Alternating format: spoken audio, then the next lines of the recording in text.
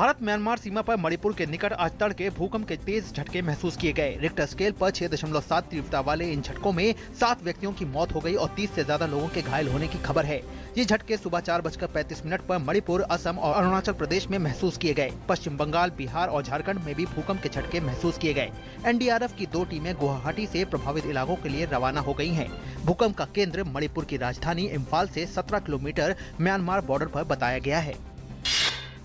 पूर्वोत्तर राज्यों में आए तेज भूकंप से हुए नुकसान की जानकारी के लिए प्रधानमंत्री नरेंद्र मोदी ने गृह मंत्री राजनाथ सिंह से बात की। गृह मंत्री राजनाथ सिंह असम के 2 दिन के दौरे पर हैं। प्रधानमंत्री नरेंद्र मोदी ने मणिपुर, असम और अरुणाचल प्रदेश के मुख्यमंत्रियों से भी फोन पर बात की। पूर्वोत्तर राज्यों में आए तीव्र भूकंप के बाद की स्थिति का जायजा लेने के लिए कैबिनेट सचिव ने राष्ट्रीय आपदा प्रबंधन समिति की एक उच्च स्तरीय बैठक की।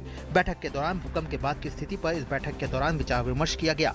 प्रधानमंत्री के निर्देश पर उत्तर पूर्व क्षेत्र विकास मामलों के मंत्री भूकंप के बाद के ताज़ा हालात का जायजा लेने के लिए मणिपुर रवाना हो गए हैं।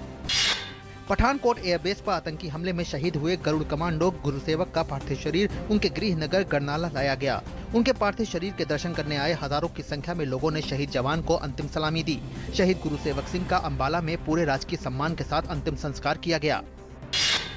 एक तरफ पठानकोट में जहां आतंकियों को मार गिराने के लिए ऑपरेशन जारी है, वहीं आतंकी हमले में शहीद हुए लेफ्टिनेंट कर्नल निरंजन ई कुमार का पार्थिव शरीर बेंगलुरु लाया गया, जहां बीईएल ग्राउंड में उसे अंतिम दर्शनों के लिए रखा गया है। हजारों की संख्या में लोग नम आंखों से शहीद लेफ्टिनेंट कर्नल को अंतिम विदाई देने पहुंच रहे हैं। अंतिम संस्कार उनके केरल स्थित पैतृक गाँव में कल किया जाएगा।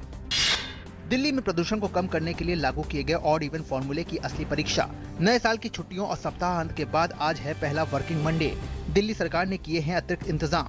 परिवहन मंत्री ने कहा कि अगर किसी चौराहे पर लोगों को बस उपलब्ध नहीं हो रही है तो वो हेल्पलाइन नंबर 011-414-00-400 पर कॉल करके बस भेजने को कह सकते हैं। जस्टिस RM लोढ़ा के नेतृत्व वाली 3 सदस्यीय समिति ने भारतीय क्रिकेट कंट्रोल बोर्ड के संविधान और उसकी कार्यप्रणाली में बदलाव संबंधी सिफारिशों की अंतिम रिपोर्ट सोमवार को उच्चतम न्यायालय में पेश कर दी।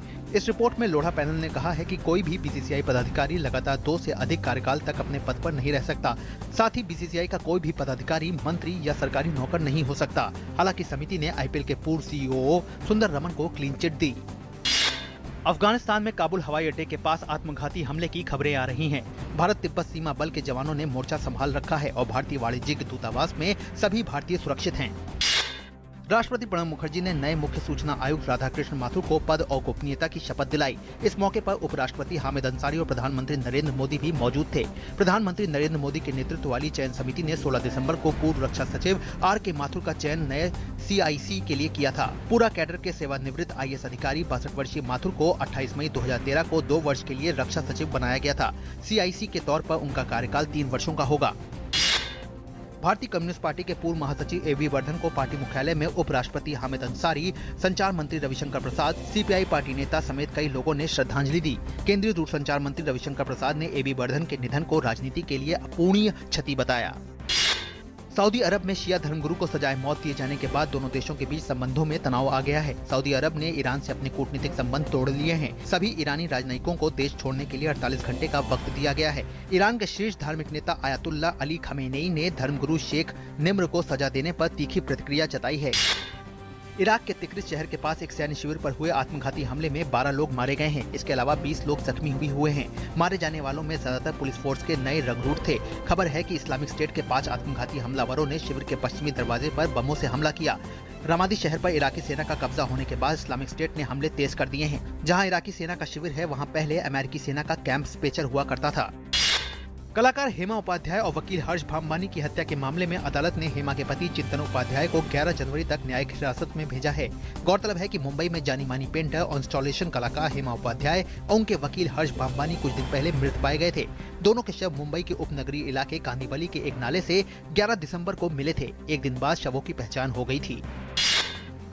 ऑस्ट्रेलिया ने भारत के खिलाफ पहले 3 एकदिवसीय अंतर्राष्ट्रीय मैचों के लिए आज घोषित अपनी 13 सदस्यीय टीम में अधिक से अधिक तेज गेंदबाजों को रखा है तथा स्पिनर नाथन लियोन और ऑलराउंडर शेन वॉटसन को इसमें जगह नहीं दी गई है। चयन समिति का मानना है कि पर्थ, मेलबर्न और सिडनी की पिचें तेज गेंदबाजों के लिए मददगार होंगी और इसलिए 5 मैचों की श्रृंखला के कम से कम पहले 3 मैचों में स्पिनर की जरूरत नहीं पड़ेगी। चयनकर्ताओं ने बाएं हाथ के तेज गेंदबाज जोएल पेरिस और स्कॉट बोलैंड के रूप में 2 नए चेहरे टीम से जोड़े हैं। भारत ने सैफ कप के फाइनल में पिछली बार के चैंपियन अफगानिस्तान को 2-1 से हराकर सैफ कप प्रतियोगिता जीत ली है। इस तरह भारत 7वीं बार सैफ कप को अपने नाम करने में सफल रहा। भारत की तरफ से कप्तान सुनील छेत्री ने अतिरिक्त समय में गोल दागा।